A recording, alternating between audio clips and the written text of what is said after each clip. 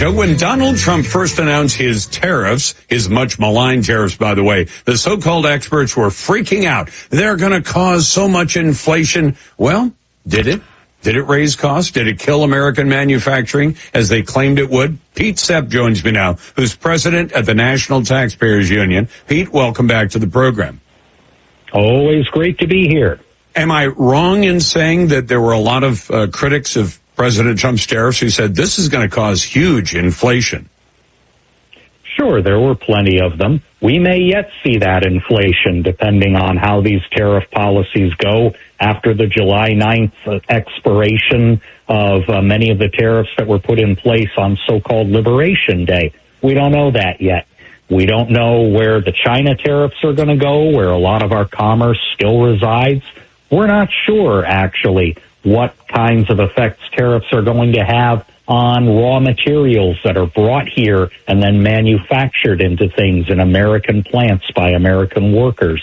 What we're hoping for is that the president's stated trade policy of zero tariffs, zero non-trade or non-tariff barriers, and a new type of American-based manufacturing are the types of principles he's going to stick with. Otherwise, yeah, we may yet find ourselves in trouble with tariff policies. Okay, but so far we have not, and I figure, and maybe I'm wrong about this, but Pete, am I right in assuming there are some big retailers, in fact, some that were very public about what they were going to do, saying, we're not going to pass those costs along for now, but they might later on. But it all depends on how the rest of the economy responds to these signals. If you send a signal through tariffs, I guess you can do the alternative. Same thing I do if I go to the grocery store and steak is too expensive, I buy chicken. If chicken's too expensive, I buy hamburger. If hamburger is too expensive, then I buy top ramen. But I can make choices. That's substitute goods.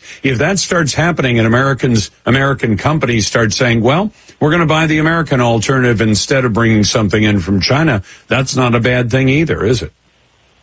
Yeah, that's part of the equation. Also part of the equation are other policies that the president and Congress are working on.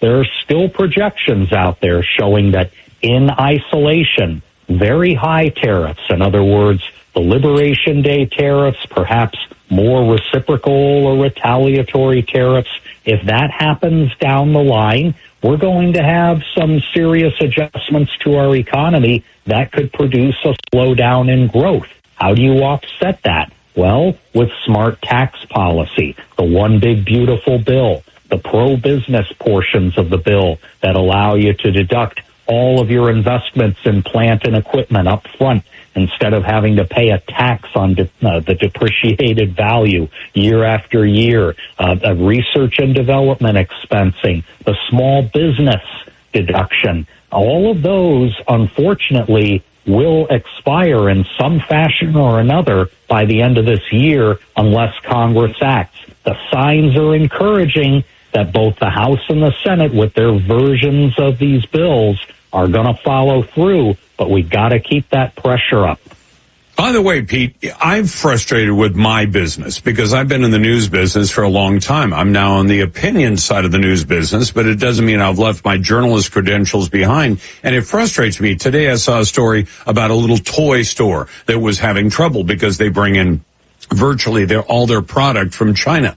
And I thought, well, I'd like to see a story because I'll bet there's a store out there like that is always appreciated buying locally for other reasons. And now they're benefiting tremendously and their business is up. Now, it may not be, one for one, but for every business that's having a tough time because they just lost half their workers to an ICE raid, I'll bet there's a business out there that's always prided itself on hiring only legitimate workers, and now their business is growing tremendously because they didn't get raided by ICE. And I think that's where the mainstream media, the cartel media, has been falling down on this mission.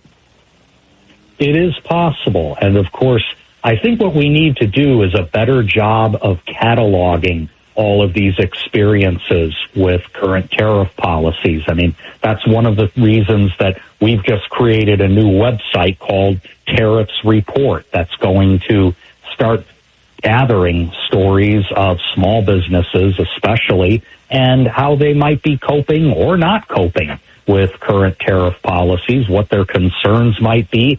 And my guess is that in addition to the tariff policies, there are also going to be many of them out there expressing other economic policy concerns, taxes, even the debt that the federal government is running up that might be constraining the credit that's available to the private sector and these businesses to expand. So we're looking forward to learning more about how the business community, especially the small business community, is thinking about all these things. By the way, Pete, one of the concerns I've got is they say, well, Trump's tariffs created about 1,000 jobs in steel, but they're telling us it's 75,000 jobs that have been wiped out in companies that use the steel and aluminum.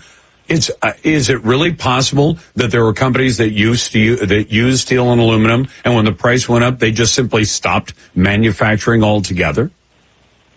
Well, they either could do that, they could raise their prices, they could slow their business activity down to the point where they didn't need as many workers, and in some cases, the competition from imported steel or products that are kind of transited through other countries might have damaged those U.S. businesses to the point where they said, well, we're going to have to shift to something else, or we're going to have to defer our hiring plans. I mean, there are all kinds of effects with government policies and taxes, regulations, what have you, and they're studied to really, really fine points. That was one of the consequences. Pete, I appreciate it. Remind my audience one more time, where can they find the tariff report?